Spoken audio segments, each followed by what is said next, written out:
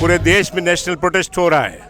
सारे कामगार भाई हमारे संगठित असंगठित क्षेत्र के खेत में काम करने वाले, कारखानों में काम करने वाले, बैंकों में, सब जगह प्रोटेस्ट हो रहा है पूरे देश में।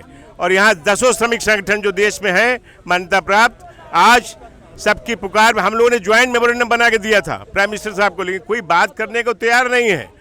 श्रम कानून जो श्रमिकों के लिए बनना चाहिए, श्रमिकों के विरोध में बन रहा है कि कैसे श्रमिकों को निकाला जाए, कैसे उनको बेरोजगार बना दिया जाए। अभी आपने देखा होगा, सुना होगा, 28 तारीख को माननीय प्रधानमंत्री मोदी जी ने एक राष्ट्र के नाम संदेश दिया है कि 80 करोड़ लोगों को हम राशन देंगे।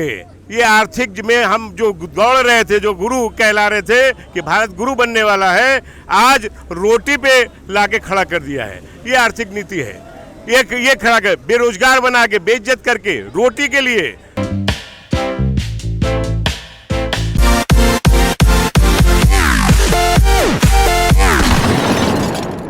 सरकार सब कुछ बेच रही है, बंदरगाह बेच रही है, एयरपोर्ट बेच रही है, रेल बेच रही है, सब कुछ। डिफेंस को भी दांव पे लगा दिया। पीयूष गोयल साहब ने, हमारे रेल मंत्री जी ने कहा था 2 बार राज्यसभा और लोकसभा में कि हम भारतीय रेल की निजीकरण की कल्पना भी नहीं कर सकते हैं। ये बयान है उनका, इट इज द प्रोसीडिंग में है, इन राइटिंग में है, मिनट्स ऑफ द मीटिंग में है। और आज कल ही आया है कि 155 ट्रेनें चलेंगी निजी, उसमें ट्रेन स्टेशन नीलाम हो रहे हैं। भारतीय रेल जो सबसे बड़ी रोजगार देने की एक संस्था है, उसको भी निजी हाथों में दे रहे हैं। क्या नहीं दे रहे, पूरे देश को दे रहे हैं। और इसको देने के बाद बंदरगाह हो, एयरपोर्ट हो, डिफेंस हो, रेल हो, बैंक हो, सारे पब्लिक सेक्टर जो इस देश की बैकबोन है, नवरत्न है, उन नवरत्नों को सारे 300 पब्लिक सेक्टर को सबको बेचकर पैसा कहां जा रहा है समझ में नहीं आ रहा है। पूरे देश को 80 करोड़, माननीय मोदी साहब ने क्या कहा, ये कहा 80 करोड़ को हम लोग अभी 4 महीने दिया है, 5 महीने और भोजन देंगे, फ्री राशन देंगे।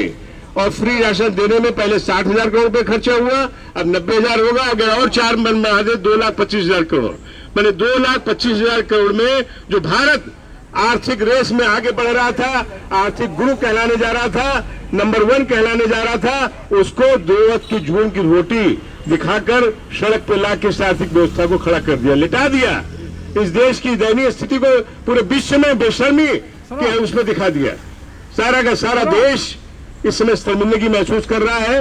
और हमारे 80 करोड़ बताइए इस देश के, और इसके साथ आंगनबाड़ी में जो भोजन 11.5 लाख जो हमारे स्कूल्स हैं, हमारे हैं, उसमें 12 करोड़ बच्चे हैं, उसमें 16,000 को केवल भोजन मिला है आंगनबाड़ी का। और किसी प्रदेश में, वो भी आसाम में, और किसी आसाम में और राजस्थान में 12 कॉलेजों में, 12 स्कूलों में। बाकी किसी प्रदेश में आंगनबाड़ियों का जो भोजन होता है वो भी नहीं दिया गया। 2 करोड़ शिक्षक 3 महीने से तनख्वाह नहीं मिली उनको, शिक्षक बेतनख्वाह, मजदूर बेतनख्वाह, देश का किसान, फसलों का दाम नहीं। पूरे देश की जनता को एकदम सड़क पे 2 जून की रोटी की उस पर लाके खड़ा कर दिया।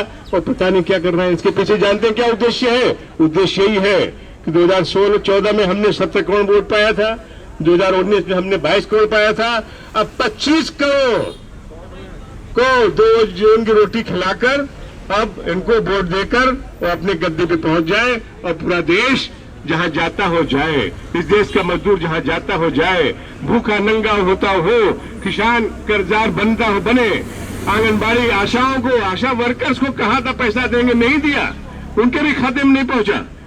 कितने काम मनरेगा वर्कर्स के लिए जो 1,22,000 करोड़ का बजट है, उसमें से 33,000 करोड़ दिया, उसमें 28,000 करोड़ खर्च हो चुका है। अब बाकी 80,000 करोड़ कहां से आएगा, कहां पैसा आएगा पता नहीं। आरबीआई से, सारे बैंकों से लेने के बाद 10,00,000 करोड़ का जो पैसा गवर्नमेंट के पास, उसमें 1 साल 5 साल 1 साल पूरा भोजन करा 5 साल भोजन करा सकते हैं। यही इनकी मंशा है। 30 कारपोरेट सेक्टर का इन्होंने 9 लाख करोड़ रुपए माफ कर दिया एनपीए में और सारी सब्सिडी में 9 लाख करोड़। अगर उसमें 1 लाख करोड़ तो 10 लाख करोड़ में 5 साल कारपोरेट सेक्टर ये खिलाकर कि आओ हम खाना खिलाते हैं, हमें वोट देना, गद्दी पे कल गद्दी उनके हाथों में चली जाएगी, ये देश उनके हाथों में चला जाएगा।